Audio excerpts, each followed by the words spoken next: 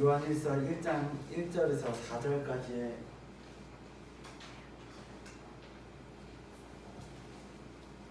말씀입니다. 우리 다 같이 읽겠습니다. 한 절 한 절 다 같이 읽겠습니다. 시작입니다. 태초부터 있는 생명의 말씀에 관하여는 우리가 들은 바요 눈으로 본 바요 자세히 보고 우리의 손으로 만진 바라. 이 생명이 나타내신 바 된지라. 이 영원한 생명을 우리가 보았고 증언하여 너에게 전하노니 이는 아버지와 함께 계시다가 우리에게 나타나신 바 된 이시니라. 우리가 보고 들은 바를 너희에게도 전함은 너희로 우리와 사귐이 있게 하려 함이니 우리의 사귐은 아버지와 그의 아들 예수 그리스도와 더불어 누림이라. 우리가 이것을 쓰면 우리의 기쁨이 충만하게 하려 함이라. 아멘. 제가 주보를 하면서 조금 잘못 쳤나봐요. 사귐과 나눔이 아니고 사귐과 누림이죠. 누림.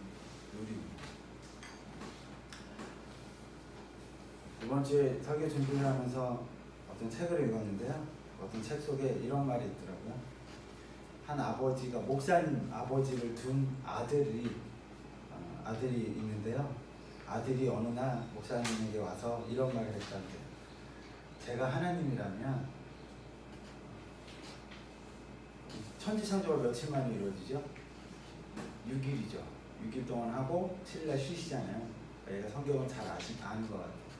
아빠 보고 제가 하나님이라면 하루 만에 모든 천지창조를 끝내고 그 다음날 쉬었을 거예요. 이러는 거예요. 왜 그래? 그랬더니 그러면 하루는 학교 가고 하루는 쉬잖아요. 이렇게 얘기한 거예요. 그랬더니 목사님 아버지가 뭐라 그랬을까요? 야, 그러면 나는 하루 쉬고 하루 설교하고 하루 쉬고 하루 설교해야 되지 않니? 이렇게 얘기했다고. 우리가 자기중심적이지만 우리가 생각 속에는 참 우리중심적으로 살지 않나 그런 생각들을 해보게 됩니다. 예전에 이런 책을 읽어봤습니다. 사소한 것에 목숨 걸지 말라라는 책이 있습니다. 읽어보셨나요? 사소한 것에 목숨 걸지 말라라는 책이 있는데요. 이 책의 저자는 리처드 칼슨이라는 사람이고 그는 심리학자고 행복하고 스트레스를 덜 받고 사는 법을 가르치는 최고의 행복 만들기 전문가라고 합니다. 그 책은요 100가지의 제목으로 이루어져 있어요. 나중에 한번 읽어볼 수 있는 기회가 있으면 한번 읽어보세요. 100가지 중에 16번째가 뭐라 그러냐면 지금부터 1년 후에도 이 일이 나에게 중요할까요? 라는 제목으로 쓰여졌다고 합니다. 그러니까 지금부터 1년 후에도 이 일이 나에게 중요할까? 이런 제목이에요. 그거는 어떤 내용이냐면 잠시 볼게요. 거의 매일 나는 스스로 시간 왜곡이라는 이름을 붙인 게임을 한다. 내가 이 게임을 만든 것은 내 자신이 코박고 일하는 모든 것은 정말로 중요하다는 그릇된 믿음에서 내 자신을 지키기 위한 노력이다라는 것. 시간 왜곡 게임은 무엇이냐면 그냥 설명을 잠깐 짧게 드리면 이런 거예요. 우리가 지금 하고 있는 일 너무 중요하고 너무 바쁘고 너무 신경 쓰는 이 일이요. 이 일을 보고서 1년 뒤에도 이 일이 이렇게 중요할까라고 생각해 보는 거예요. 우리가 너무나도 긴장하고 너무나도 힘들게 하고 있는 이 일이 내가 1년 뒤에도 똑같이 그렇게 힘들까라는 거예요. 그걸 한번 해보라는 거예요. 그런데 대부분은 몇 시간 몇 분이 지나도 몇 시간 몇 분이 지나면 그것은 그렇게 중요하지 않다라는 거예요. 그렇게 힘들지 않다라는 거예요. 근데 우리는 지금을 바라보고 지금 현실을 바라보기 때문에 너무 힘든 거예요. 너무 급박한 거예요. 1년 후에 모든 것이 가치가 있을까요? 아니 몇 년이 지나고 몇십 년이 지나면 이것이 가치가 있을까요? 가치가 없을 것이라는 거예요. 더 많다는 거예요. 가치 없는 것들이. 그런데 2000년이 지난 지금에도 가치 있는 것이 한 가지가 있다면 그것은 무엇일까요? 그것은 말씀이다라는 거예요.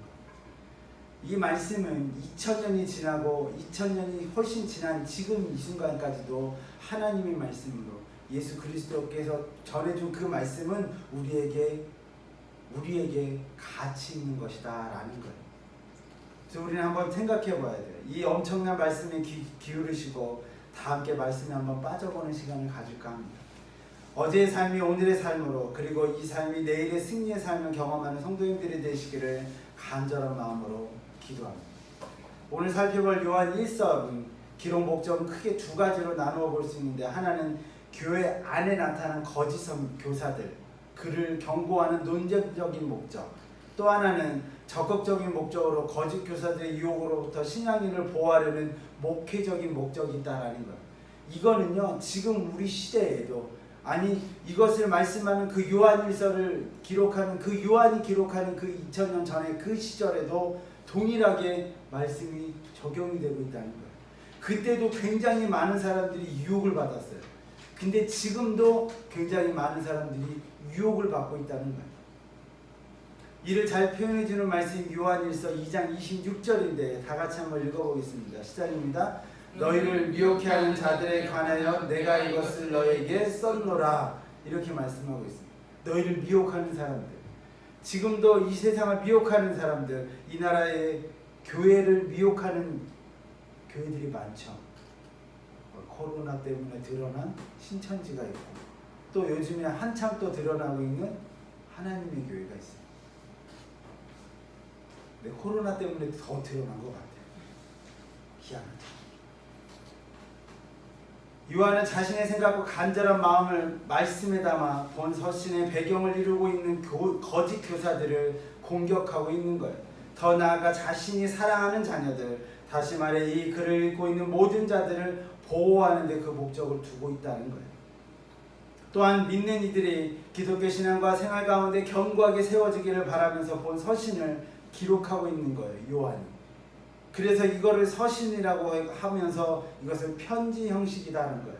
그러니까 어렵게 쓴 게 아니라 편지처럼 쓴 거예요. 누구에게 편지를 쓰듯이 이렇게 쓴 것이 오늘 요한일서라는 거예요.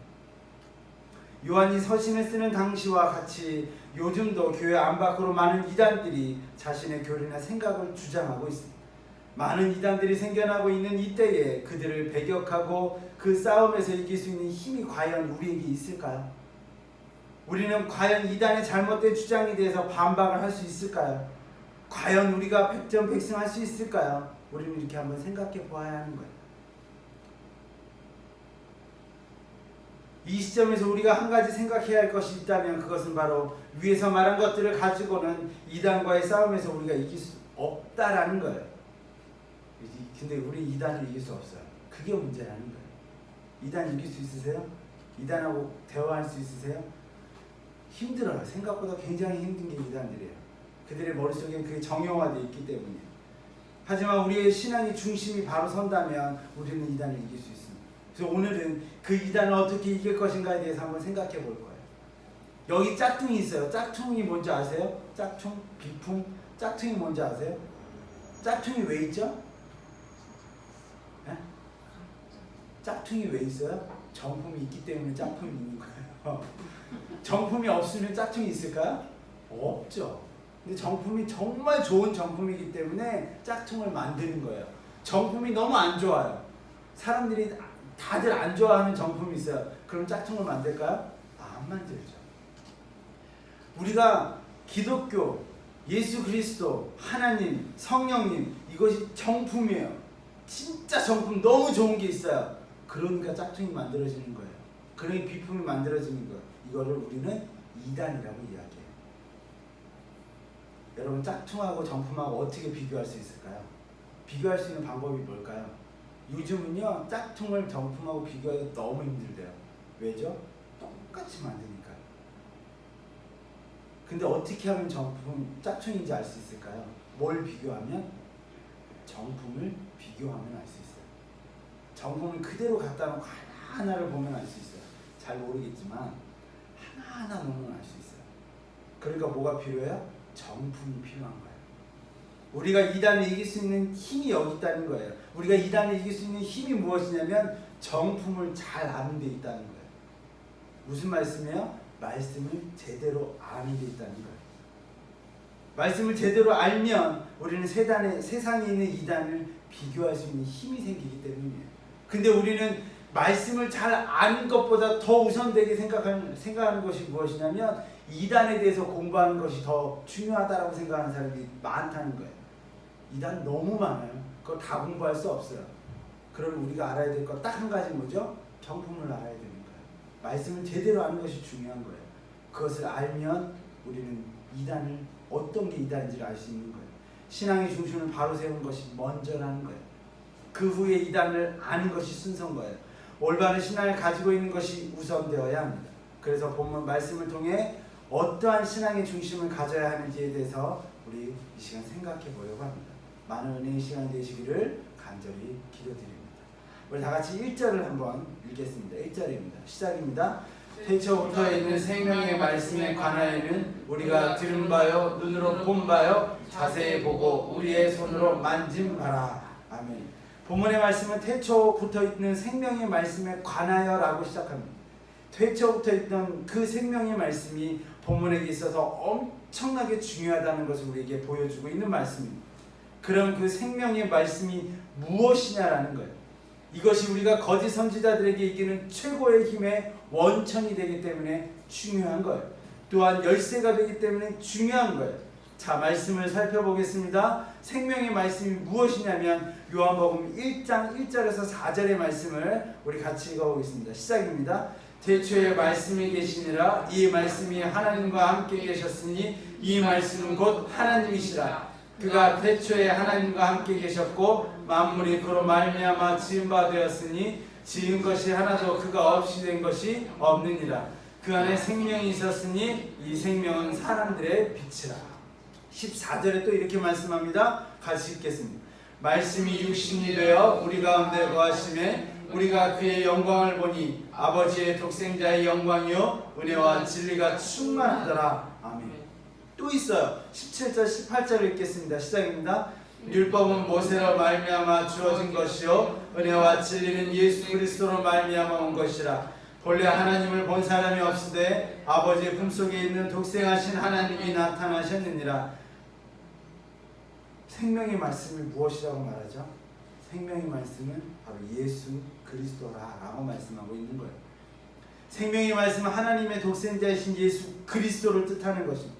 태초부터 계셨고 이 세상 만물을 조성하실 때 계셨고 하나님과 같이 계셨던 그분, 그리고 그분이 이 땅에 오셨고 그분이 이 땅에서 많은 일들을 이루어 가셨던 그분, 바로 예수 그리스도를 아는 것이 유혹에 넘어지지 않는 것이다라는 말씀이라는 거예요. 한 예화가 있더라고요. 집나가 방황하는 아들이 있었습니다. 그것이 아이들만의 문제일까요? 아이들이 방황을 하는 이유에 대해서 생각하겠지만 그 이유는 저변에 깔려있는 것을 먼저 우리는 생각해 보아야 합니다. 아이들이 세상에 나가서 방황해요. 왜 방황할까요? 왜 방황하죠? 방황하지 않는 아이들만 있어서 잘 모르시죠? 방황하는 아이들 많아요, 세상에. 우리 아이들도 방황하진 않아서 왜 방황하냐면 사랑이 없기 때문에 방황한다, 이렇게. 아이들이 가정 안에서 부모로부터 사랑받지 못하면 방황한다, 이렇게 말합니다. 그 방황에 대해서 생각해 보아야 하는 거예요. 사랑받고 있는 마음이 있다면, 그들의 마음속에 사랑이 가득 채워진다면 그들은 방황하지 않을 것입니다. 근데 방황하는 아이들의 대부분은 사랑받으려고 하기 때문에, 굳건한 사랑이 마음에 가득하다면 다른 사람을 찾지 않는다는 거예요. 그것으로 만족하기 때문이에요. 이단을 찾는 사람들의 특징이 뭘까요? 왜 교회에 나오지 않고 이단에 가죠? 마음에 사랑이 없기 때문에. 이단에 가면 그 사랑이 채워질 거라고 생각하기 때문이에요. 교회는 무엇인가 부족하다고 느끼기 때문이에요. 그 이단 가면 안 부족할까요? 안 부족하다고 생각하는 것 같아요. 얼마 전에 예전에 함께 교회에 다녔던 청년 하나가 제가 그 교회를 이제 떠나고 나서 나중에 들려온 소식은 이단에 빠졌다라는 이야기. 근데 그 자매랑 이제 어떤 이야기를 나누는데 그 자매에게 특징이 뭐냐면, 이단의 특징은 무엇이냐면 이거예요. 지금까지 내가 다녔던 교회는 다 잘못되었다. 이 생각인 거예요. 참 희한하죠? 여태까지 다녔던 교회 그렇게 몇십 년을 다녔는데 그게 잘못됐대요. 그게 참 이단들 갔던 사람들의 동일한 말들이에요. 뭐가 잘못됐을까요? 교회가 잘못됐을까요? 과연? 아니면 그 사람이 잘못됐을까요? 과연? 무엇이 잘못일까요? 우리 한번 이 시간에 생각해 볼 말씀이라는 거예요. 성경은 무엇으로 되어져 있으며 무엇을 말하고 있을까요? 바로 성경은 한마디로 정의한다면 말씀이라는 것. 구약은 그 말씀이 이 땅에 오는 예언을, 신약은 그 말씀이 예수 그리스도를 통해서 이 땅에 오심을 말씀하고 있다는 거예요. 이 땅에 오신 예수님께서는 하나님이 뜻하신 계획으로 사셨습니다. 그리고 그의 계획 안에서 고난을 받으셨고, 그리고 여러분들과 저의 죄, 이 세상의 모든 백성들의 죄를 짊어지시고 십자가에 달려 피 흘려 죽으셨습니다. 이에 세례 요한은 고백합니다. 요한복음 1장 29절에 이렇게 말해요. 같이 읽겠습니다. 넘어왔나요? 시작입니다. 이튿날 요한이 예수께서 자기에게 나아오심을 보고 이르되 보라, 세상 죄를 지고 가는 하나님의 어린 양이로다. 아멘. 하나님의 어린 양이로다. 하지만 그의 죽으심으로 그의 사명이 끝나지 않았습니다. 예수님께서는 3일 만에 부활의 영광으로 맞이하셨습니다. 요한복음 11장 24절 25절을 보게 되면 이렇게 말씀합니다. 같이 읽겠습니다. 예수께서 이르시되 나는 부활이요 생명이니 나를 믿는 자는 죽어도 살겠고 무릇 살아서 나를 믿는 자는 영원히 죽지 아니하리니 이것을 내가 믿느냐? 아멘. 이것을 여러분들 믿으십니까? 믿으라고 말씀하는 거예요. 이게 중요하기 때문이에요. 이게 왜 중요하냐면 이 부활이 우리 신앙의 기초가 되기 때문이라는 거예요. 흔들리지 않는 기초가 되기 때문이에요. 그래서 성경 기자들이 이렇게 말해요. 시편 118편 22절에 이렇게 말씀하고 있어요. 읽겠습니다. 시작입니다. 건축자 버린 돌이 집 모퉁이의 머릿돌이 되었느니라. 마가복음 12장 10절에 너희가 성경의 건축자들이 버린 돌이 모퉁이의 머릿돌이 되었나니, 사도행전 4장 11절에 이 예수는 너희의 건축자들의 버린 돌로서 집 모퉁이의 머릿돌이 되었느니라. 아멘. 복음서를 기록한 누가, 마태도 동일하게 이렇게 말해요. 마태복음 16장 15절에서 18절에 같이 읽겠습니다. 이르시되 너희는 나를 누구라 하느냐? 시몬 베드로가 대답하여 이르되 주는 그리스도시요 살아계신 하나님의 아들이시나이다. 예수께서 대답하시되 이르시되 바요나 시몬아, 내가 복이 있도다. 이를 내가 알게 하니는 혈육이 아니요 하늘에 계신 내 아버지시라. 또 내가 내게 이르노니 너는 베드로라. 내가 이 반석 위에 내 교회를 세우리니 음부의 권세가 이기지 못하리라. 아멘. 반석 위에 세워진 믿음은 흔들리지 않습니다. 우리는 그 반석 예수 그리스도의 그 위에 우리의 복음이 심겨져야 한다는 거예요. 어떤 비바람이 불어쳐도 무너지지 않는 것을 우리는 세워야 하는 거예요. 이에 예수님께서도 비유를 통해서 이렇게 말씀합니다. 마태복음 7장 24절에서 27절에 이렇게 말씀합니다. 같이 읽게요. 그러므로 누구든지 나의 이 말을 듣고 행하는 자는 그 집을 반석 위에 지은 지혜로운 사람 같으리니 비가 내리고 창수가 나고 바람이 불어 그 집에 부딪히되 무너지지 아니하리니 이는 추수를 반석 위에 놓은 까닭이요 나의 이 말을 듣고 행하지 아니하는 자는 그 집을 모래 위에 지은 어리석은 사람 같으니 비가 내리고 창수가 나고 바람이 불어 그 집에 부딪힘에 무너져 그 무너짐이 심하니라. 예수님께서는 이 땅에 오셔서 하나님의 아버지의 모든 계획을 이루셨습니다. 그리고 제자들이 보는 그 앞에서 하늘로 승천하셨습니다. 그리고 우리에게 약속하셨습니다. 오늘 말씀을 참 많이 보죠. 사도행전 1장 9절에서 11절 읽겠습니다. 이 말씀을 마치시고 그들이 보이는 데 올려져 가시니 구름이 그를 가려 보이지 않게 되더라. 올라가실 때에 제자들이 자세히 하늘을 쳐다보고 있는데 흰옷 입은 두 사람이 그들 곁에 서서 이르되 갈릴리 사람들아 어찌하여 서서 하늘을 쳐다보느냐? 너희 가운데 서서 하늘로 올리신 이 예수는 하늘로 가심을 본 그대로 오시리라 하였느니라. 아멘. 그 약속의 내용은 하늘로 올라가신 그대로 이 땅에 다시 오신다는 것입니다. 예수님께서는 때가 되면 이 땅에 다시 오시겠다고 약속하셨습니다. 그때와 그 시기는 하나님 외에 어느 누구도 알 수 없습니다. 더 나아가 알 필요도 없다라고 말씀하셨어요. 사도행전 1장 7절에 이렇게 말씀하고 있어요. 읽겠습니다. 이르시되 때와 시기는 아버지께서 자기의 권한에 두셨으니 너희가 알 바 아니오. 이 말씀 꼭 기억하셔야 돼요. 이르시되 때와 시기는 아버지께서 자기 권한에 두셨으니 너희가 알 바가 아니라는 거예요. 알 바가 아니라는 얘기는 뭐예요? 알 필요도 없는 거예요. 뭐 그걸 이렇게 알려고 이렇게 노력하는지 모르겠어요. 알려고 하세요? 알고 싶으세요? 알려고 하지 마세요. 왜? 예수님께서 이렇게 말씀하셨어요. 그런데 많은 사람들이 그 때를 알려고 그렇게 노력해요. 제가 어렸을 때요, 그 때를 알려고 그렇게 많이 노력했던 사람들이 많았어요. 그래서 뭐 휴거가 막 그때 한참, 예. 그래서 뭐 88년도였나요? 하여튼 몇 년도에 뭐 예수님이 오신대요. 그래서 막 모여서 막 기도하고 막 방방 뛰고 막 난리도 아니었어요. 그런 난리도 아니었어요. 예수님 오셨을까요? 안 오셨어요. 왜? 그때는 알려고도 하지도 말라 그랬어요. 근데 꼭 굳이 그걸 알려고 해요. 그것을 해석하려고 해요. 그게 이단이라는 거예요. 말씀은 분명하게 우리에게 말씀해 주고 있는 거예요.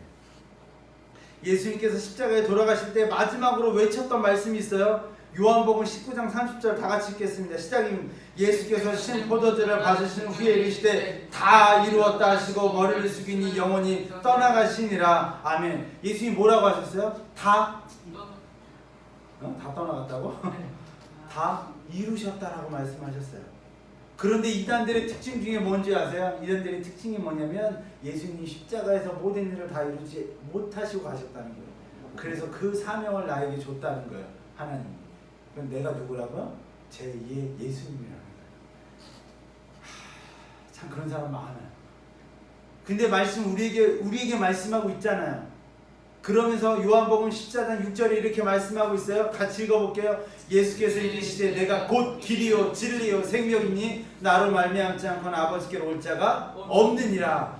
분명히 말씀하고 있어요. 예수님께서 다 이루셨다라고 말씀하시고 예수님께서는 나로 말미암지 않고는 아버지께로 올 자가 없다라고 분명하게 우리에게 말씀해 주고 있다는 거예요.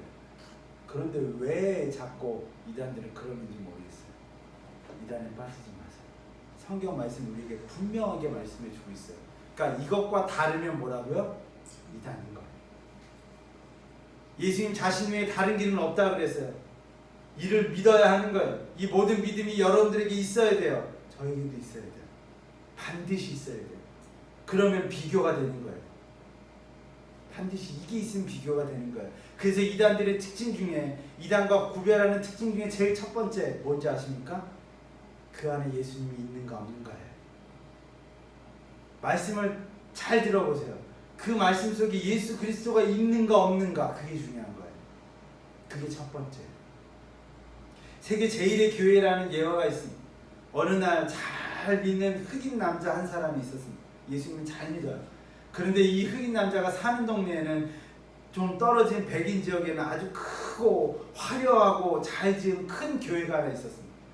그리고 주일이면 고귀하게 생긴 많은 사람들이 고급 승용차를 타고 와서 거룩하게 예배를 드리고 가는 것을 봐요. 이 흑인의 소원은 단 한 번이라도 좋으니 자기도 그 교회에 들어가서 예배를 드리고 싶은 거예요. 그러나 그럴 수가 없어요. 아시죠? 미국은 좀 이렇게 좀 이런 거 아시죠? 흑인하고 백인하고 뭐 옛날은 더 했고요. 그 교회는 백인들만의 교회고 흑인은 근처도 못 가는 거예요. 그래서 이 흑인은 신자는 하루도 빼지 않고 기도를 열심히 했어요. 주님 제 소원을 들어주십시오. 단 한 번이라도 좋으니 저 아름답고 훌륭한 교회에 들어가서 예배를 딱 한 번만 드리게 해달라. 그렇게 기도했어요. 열심히 기도했어요. 그러자 예수님께서 기도 응답이 들려왔어요. 예수님은 그 흑인 남자에게 이렇게 말씀하셨어요. 뭐라고 말씀하셨을까요? 같이 가자. 그랬을까요? 예수님께서 이렇게 말씀해요. 얘야, 나도 저 교회는 한 번도 들어가지 못했다. 교회는 있지만 예수님이 없는 곳이 너무 많다는 거예요. 교회는 크지만 예수님도 못 가는 교회가 있다는 거예요. 우리가 잘 생각해 볼 말씀이라는 거예요. 요한은 이 믿음을 더 구체적으로 우리에게 전해주고 있습니다. 다시 한번 1절을 다시 한번 읽겠습니다. 시작입니다. 태초부터 있는 생명의 말씀에 관하여는 우리가 들은 바요 눈으로 본 바요 자세히 보고 우리의 손으로 만진 바라. 우리에게 말씀이 있습니다. 예수 그리스도에 관해서 우리는 들은 바요 눈으로 본 바요 또 더 나아가 보죠. 우리의 손으로 만진 바라. 예수님께서 마태복음 5장에 이렇게 말씀하고 있습니다.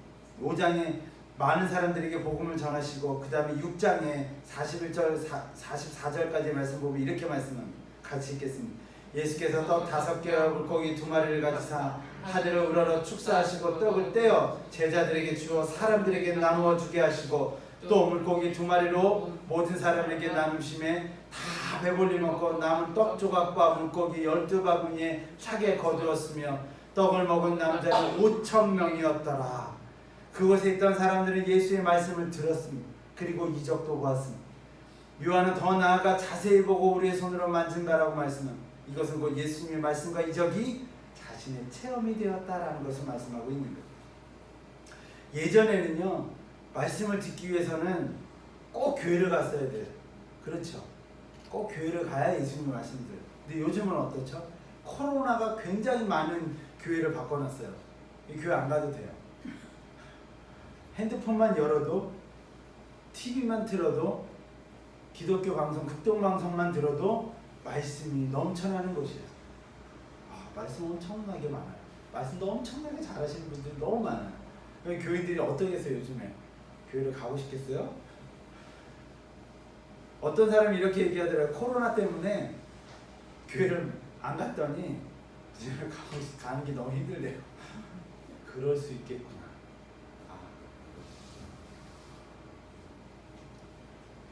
예수님만이 우리의 구원인 생명이 되신 걸 믿으십시오.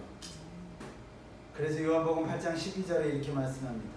예수께서 또 말씀하여 이르시되 나는 세상의 빛이니 나를 따르는 자는 어둠에 다니지 않으며 생명의 빛을 얻느니라. 고린도후서 4장 10절에 같이 읽겠습니다.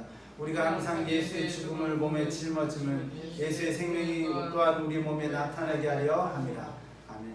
여러분, 생명의 말씀에 굳건한 신앙을 가지시기를 간절히 기도합니다. 그때 어떠한 것이 하나님께서 우리에게 주어지는 말씀인지 아니면 세상의 유혹으로 말하는 것인지를 분별할 수 있는 힘이 생기는 거예요.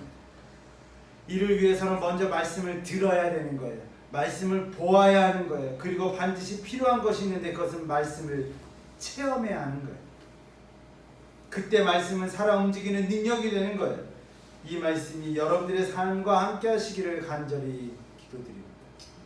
여기서 모든 단계에 있어서 먼저 선행되어야 할 것이 있다면 2절, 오늘 본문 2절을 같이 읽겠습니다. 시작입니다. 이 생명이 나타내신 바된지라 이 영원한 생명을 우리가 보았고 증언하여 너에게 전하노니 이는 아버지와 함께 계시다가 우리에게 나타내신 바 된 이시니라. 아멘. 생명의 말씀에 대해서는 먼저 전하는 자가 있어야 돼요. 올바른 신앙을 전하는 자가 있어야 올바른 신앙을 가질 수 있는 거예요. 이를 분별하는 방법은 조금 전에 말씀드렸어요. 제가 여기서 말씀을 전하지만 여러분들도 분별할 필요가 있는 거예요. 저에게 예수 그리스도가 빠지면 그거 잘못된 거예요. 제가 말씀을 여러분들에게 전하지만 그 속에 예수 그리스도가 빠지면 잘못된 거예요. 요한은 예수님을 전하는데 그 나름대로의 목적을 가지고 있었습니다. 요한은 믿는 성도들에게 변치 않은 지속적인 믿음을 소유하기를 원하셨어요. 3절을 다 같이 읽겠습니다. 이 3절 너무 중요해요. 오늘 본문의 제일 중요한 말씀이에요. 같이 읽겠습니다. 우리가 보고 들은 바를 너에게도 전하면 너희로 우리와 사귐이 있게 하려니 우리의 사귐은 아버지와 그의 아들 예수 그리스도와 더불어 누리리라. 요한의 목적은 먼저 너희로 우리와 사귐이 있게 한다는 거예요. 그 후에 우리의 사귐은 아버지와 그의 아들 예수 그리스도와 더불어 누림이 있게 하겠다 이런 말씀. 오늘 본문 오늘 제목이 뭐라고요? 사귐과 누림이에요. 누림. 사귐과 누림. 사귐은 사람과 사람 사이의 관계를 뜻하는 거예요. 이 관계를 잘하기 위해서는 어떻게 해야 할까요? 심리학의 이론 중에 균형 이론이라고 있는데요. 오늘 좀 어려운 거지만 조금 좀 살펴볼 거예요. 예전에 제가 한번 설명드린 적 있어요. 기억나시나요? 혹시 이 삼각형? 기억 안 나세요? 그럼 다시 설명드릴게요. 삼각형이 있고 I가 있고 U가 있고 Z가 있죠. 이 Z는 U의 생각이에요. I의 생각이나 이런 거예요. I가 U랑 플러스 관계가 있다면, 그러니까 좋아하는 관계예요. 나오나요? I랑 U? 여기 나오죠. 얘네 둘이 관계가 좋아요. 그러면 얘가 말하는 말이에요. 얘가 U의 말이에요. 얘가 말하는 말이 좋은 말이건 나쁜 말이건요. 좋은 말이면 나는 얘의 말에 대해서 뭐라고 생각할까요? 좋게 생각하겠죠. 그렇죠? 그렇죠. 그러면 요게 마이너스가 되면 이 곱하기 잘 아시죠? 얘랑 곱하면 돼요. 얘가 마이너스예요. 난 얘를 싫어해요. 그럼 얘가 말하는 말이 있어요. 그러면 저는 얘가 말하는 말을 좋아할까요? 싫어할까요? 네? 싫어하겠죠. 이게 마이너스가 되면 얘도 마이너스가 돼야 맞잖아요. 곱하면. 그러니까 싫어하게 된다는 거예요. 이게 무슨 말이냐면 내가 그 사람과의 관계가 어떠하냐에 따라서 그 사람의 말은 좋고 나쁨이 되는 거예요. 그 사람이 내가 그 사람을 좋아해. 그러면 그 사람이 말하는 모든 말은 다 좋은 말이 되는 거예요. 그런데 내가 그 사람을 싫어해. 그럼 그 사람이 말하는 모든 말은 싫은 거야. 한 장 더 넘기면 이런 게 있어요. 한 장 더 넘겨주세요. 이거 더 넘겨주세요. 여기 뒤로 김학생 나오는 거.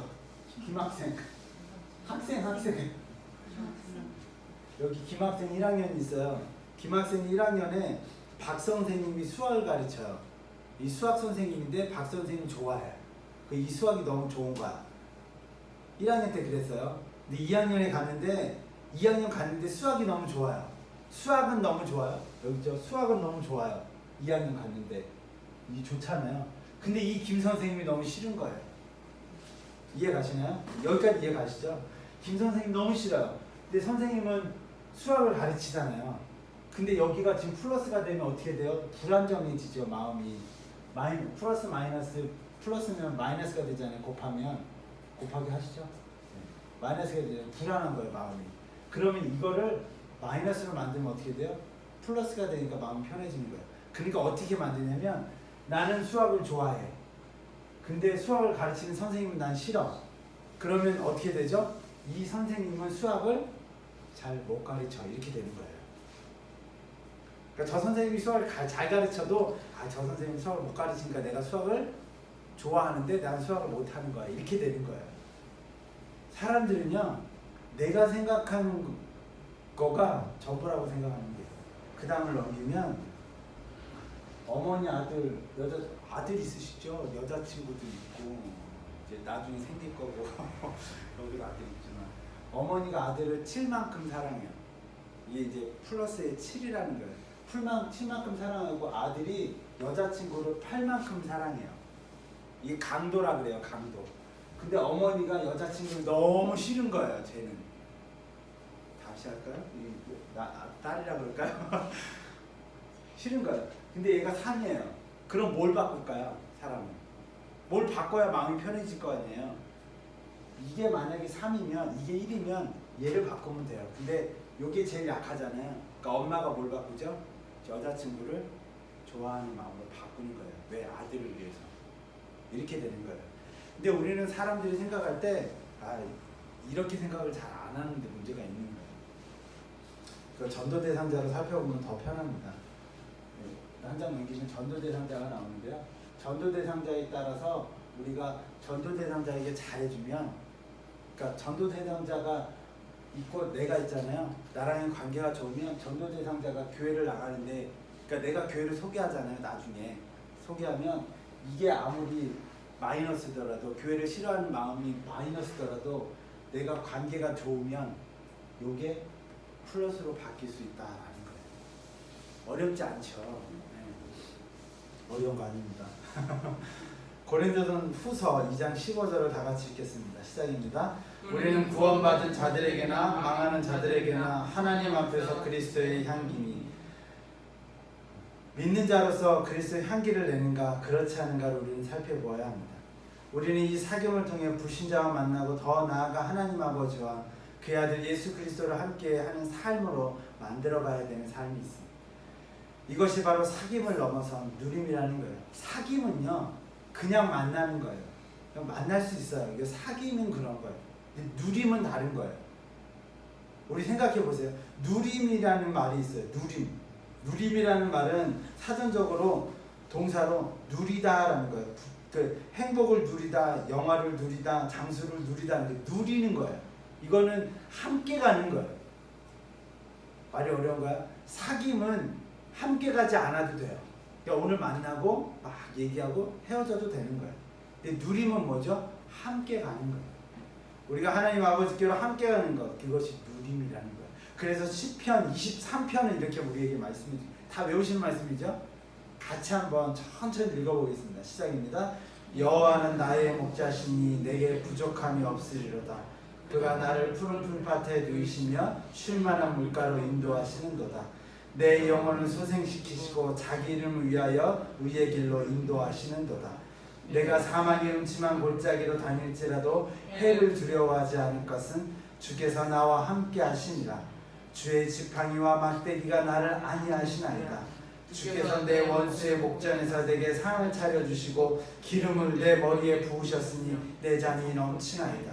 내 평생의 선하심과 인자하심이 반드시 나를 따르리니 내가 여호와의 집에 영원히 살리로다. 아멘. 요거 가지고 나중에 한번 말씀을 전해드릴 건데, 이 말씀을 보면 양에 대해서 나와요. 양. 제가 이번 주에 그 장집사님하고 이런 얘기를 나눴어요. 왜 하나님 우리를 양이라고 했을까요? 아니, 하고 하는 많은 그런 동물 중에 왜 양일까? 양은 이렇대요. 양은 첫째로 양은 겁이 많기 때문에 두려움에서 벗어나 자기가 안전하다는 사실을 확인하기 전에는 눕지 않는데요. 여기 말씀하잖아요. 누이신다는 말씀이잖아요. 근데 눕지 않는데요. 두 번째로는요, 양의 집단은 분화되어 있어서 계층 구조를 이루는데요. 만약 그들 간에 싸움이 벌어지면 위기의 질서에 혼란이 가져오고 싸움이 끝나기 전에 눕지 않는데요. 세 번째, 양은 무척 세심하고 민감해서 팔이나 기생충이 시달리게 되면 눕지 않는데요. 넷째, 배가 부르게 꼴을 먹지 않으면 더 이상 눕지 않는데요. 왜 양으로 표현했을까요? 우리를 이런 생각 한번 해봐야 돼요. 이런 여러 조건이 원만하게 충족되어야 양은 편안히 눕는다고 합니다. 양의 주인은 엄청나게 힘들겠죠. 그래서 예수님을 뭐라 그래요? 목자라 그래요. 우리를 양이라 그런 거예요. 예수님은 얼마나 힘드시겠어요. 나중에 이거 가지고 한번 말씀 전해드릴 텐데, 그 제목이 뭐냐면 목자의 괴로움이라는 제목으로 함께 나올 거예요. 양의 괴로움이 아니라 목자의 괴로움 함께 나와요. 다시 말해 누림이라는 상태는 어떤 말씀이냐면 1절에 있는 말씀이에요. 여호와는 나의 목자시니 내게 부족함이 없으리로다. 나오는 그 내게 부족함이 없는 그 상태가 바로 어떤 상태라고요? 누림의 상태라는 거예요. 누림. 여러분, 예수 그리스도의 누림의 상황이 있기를 간절히 소망합니다. 사귐은 서로의 정서, 마음이 함께 되지 않아도 할 수 있는 거예요. 하지만 누림이라는 것은 더불어라고 표현하는 것처럼 서로의 정서의 마음이 함께 하지 않으면 성립되지 않는 게 누림이라는 거예요. 누림. 그래서 누림을 말씀에서 찾아보면 이런 말씀이에요. 요한복음 14장 20절에 이렇게 말씀하고 있어요. 같이 읽겠습니다. 그날에는 내가 아버지 안에 너희가 내 안에 내가 너희 안에 있는 것을 너희가 알리라. 아멘. 내가 너희 안에 너희가 내 안에. 이게 누림이라는 거예요. 여러분, 사귐에서 넘어서 누림을 경험하는 성도님들이 되시길 간절히 기도합니다. 여러분들 안에 이 누림이 있기를. 그래서 결론적으로 이 누림이 우리 안에 있으면, 그래서 결론적으로 이렇게 말씀하는 거예요. 4절을 다 같이 읽겠습니다. 4절 시작입니다. 우리가 이것을 쓰면 우리의 기쁨이 충만하게 하려 함이라. 아멘. 참 기쁨은 그 안에 부족함이 없이 가득 채워졌을 때 이루어지는 감정이라는 거예요. 무엇인가 부족하거나 안정이 되지 않았거나 불편하면 참 기쁨은 누릴 수 없는 거예요. 이 기쁨은 세상에서 찾기란 너무나도 힘듭니다. 만일 사람들에게 이 기쁨을 찾았다 하더라도 그것은 잠시 스쳐가는 바람과 같은 거예요. 사람의 마음은 작은 바람에 흔들리는 갈대처럼 시시때때로 변하기 때문이라는 거예요. 그래서 본문은 사람들의 사귐을 넘어선 예수 그리스도 안에서의 누림을 강조하는 거예요. 사람과의 만남에서 기쁨은 쉽지 않지만 예수 그리스도의 중심된 마음으로 서로가 만나면 그 안에 기쁨이 가득하게 되는 거예요. 그것이 바로 뭐라고요? 누림이라는 거예요. 누림. 여러분은 예수 안에서 누림을 만끽하고 계십니까? 아니면 사귐으로 끝나셨습니까?